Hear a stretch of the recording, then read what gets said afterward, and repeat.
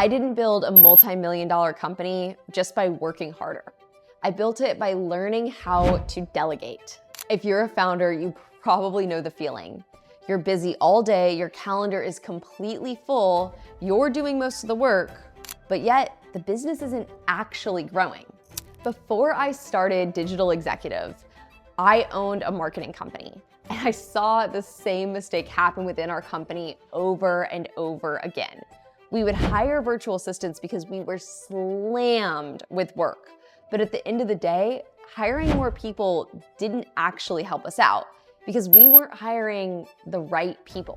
We were hiring under-skilled folks just because they came at a good rate. So even though we had a huge team, nothing was actually getting done in the business, which is why I started to pivot to hiring in Latin America. It's not that your virtual assistant isn't working. It's that you're not delegating properly to your virtual assistant.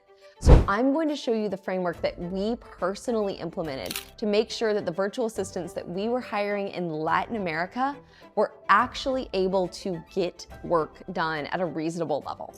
So step one, you absolutely need to start with an audit.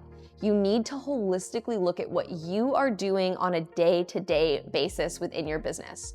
What percentage of your time is answering emails, managing your calendar, attending meetings, putting those meetings into some sort of project management system. And then also look at your core work as well. What task can be repeated or automated? You don't need to be the one responding to every single client inquiry. It's likely that somebody on your team can field most of the questions that are coming in. My general rule of thumb is if it's repeatable, delegate it. But before you delegate, that brings us to step two, which is documentation. You need to start documenting 100% of the things that you plan on delegating. That way you can put a system into place that's actually useful for the person you're hiring to repeat this task and take it off your plate. The best way to do this is to record a quick loom of you actually doing the process. Record one for most of the use cases, and then record a second, third, fourth, even fifth or sixth video that talks about individual instances. Then place that loom video within a Google document. This is going to allow you not only to add notes about the specific use cases, but it'll also allow you to update and document things going forward. Then whoever you're hiring can reference and look back at your videos. That way they're not having to bug you or ask you a question. They can look at the standard operating procedure that you've already clearly laid out. And also this way, if there are any mistakes, you're able to point to a specific reference point that shows how it should have been done. That way, it doesn't take the responsibility on you, it puts the responsibility on the virtual assistant that you're hiring to actually own the processes. But none of the documentation matters without step number three, and that is hiring someone who actually wants to be proactive. Don't hire someone who can just complete tasks. Hire somebody that actually has enough agency to work on their own, holistically take a look at what's going on within your business and proactively think ahead. So they can take your current SOPs, update them themselves when there's an actual use case that is not on the current documentation, and think critically whenever you're not around. Because at the end of the day, if the person that you hire isn't actually able to critically think about the next logical step that you've laid out from the documentation, then that person is not any use to your business. Prior, when I was talking about how we at our marketing agency had a massive problem with having tons of VAs around that didn't actually know what they were doing, it's because we were hiring people without any agency. When we switched to hiring in Latin America, I was blown away by how fantastic the talent was there and how much ownership each individual person showed as just a contributor to the business. It felt like people cared, and it felt like people actually wanted to critically think about how to make the business better. I think that's the big difference between somebody who's coming in just to help you complete tasks and tick things off a box versus someone who's actually coming in to help your business evolve. Step 4, you have to start small and then scale later. I can't tell you how many times we talk to businesses and they think that they need to hire 3, 4, 5 people at a time. And that's because they're used to working with virtual assistants who are not effective at their job. If you're hiring the right person, I recommend hiring a managerial level person first who's able to take these SOPs to the next level, and then have them fill in people who are below them and place that grunt work on them. But the first hire that you make is absolutely the most important hire, because this is the person that not only is going to set the tone for the rest of the help you are bringing in, but this is also the person who's going to be managing the people under them. Because if you were hiring 4 or 5 people and you're managing all of them, your job then becomes manager, and you're not able to focus on being the visionary, which is really what the CEO role is all about. Step 5, create feedback loops. And this is one thing that I see consistently is you'll have an amazing virtual assistant who's open to feedback, but they might be doing 1 or 2 things wrong. But instead of giving that feedback or correcting those issues, we'll see clients just want to throw in the towel or hire somebody that can read their mind. And so they end up hiring again and again and again and again. It's not going to get better if you're not able to actually give feedback. So from day one, I recommend structuring in a way to actually give feedback. The best way to do this is, I think, a monthly check-in call. You can do them weekly or even daily, depending on your comfort level.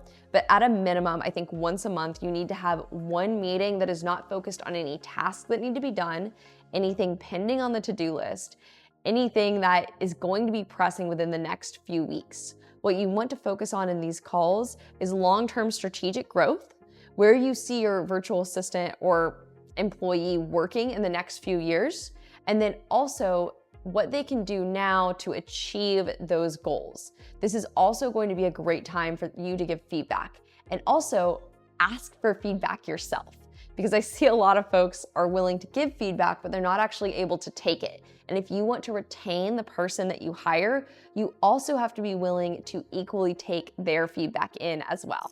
My biggest turning point, I think, was hiring a virtual assistant who actually understood what I was doing in the business. This came when I hired my first assistant, Santiago. I remember just from day one, not only was he taking the tasks that I was giving him, but he was making suggestions. And that was the clear indicator for me that this was somebody that I could bring in at management level. So in my business, he went from just doing small operational tasks, responding to chats, checking emails, creating some really basic social media profiles, to all of a sudden, he was actually full-fledged managing a team of 5 or 6 people. And that's because he was able to create these processes and then replicate them so well. I feel like in that case, I got very lucky and got a magic hire from an entry-level person.